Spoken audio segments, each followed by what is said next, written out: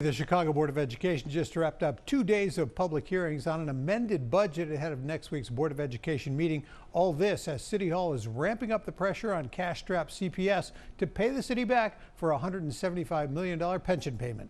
There has been a lot of finger-pointing between Mayor Brandon Johnson and CPS CEO Pedro Martinez over money tied to a pension payment for non-teacher employees at CPS. The city made a $175 million pension payment last fall with the understanding that CPS would pay the money back. I'm expecting the CEO to pay for all of his expenses. The school funding feud goes back to October when Martinez appeared before the City Council's Education Committee talking about the budget.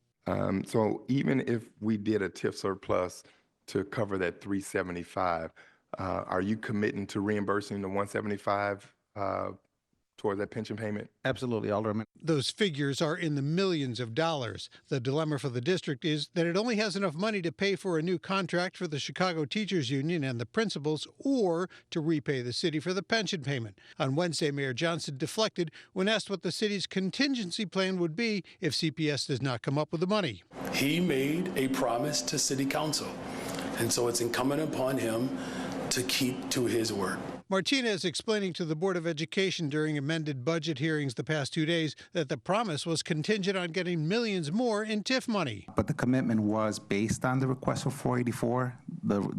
And then at the end, when the City Council passed their final budget, the amount came in, very short of that, $289 million. I pressed the mayor's chief of staff on what the city would do if CPS does not repay the pension money, leaving the city on the hook for the $175 million.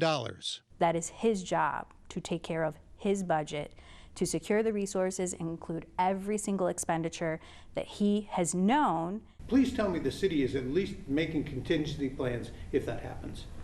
The city is expecting the CEO to do his job. So there is no contingency plan. I'm saying that he needs to deliver. Now, there is some debate about whether CPS could take out a loan to cover the debt. CPS says it is not legal, but the mayor's chief of staff contending that it's not so cut and dry. School board is meeting on Thursday and will vote on a new budget. We'll have to see what comes out of that, but obviously a lot of thought going into the next couple of days. You pressed her 3 times you on tried the hard to get that contingency. There were more, and it didn't make it in the story.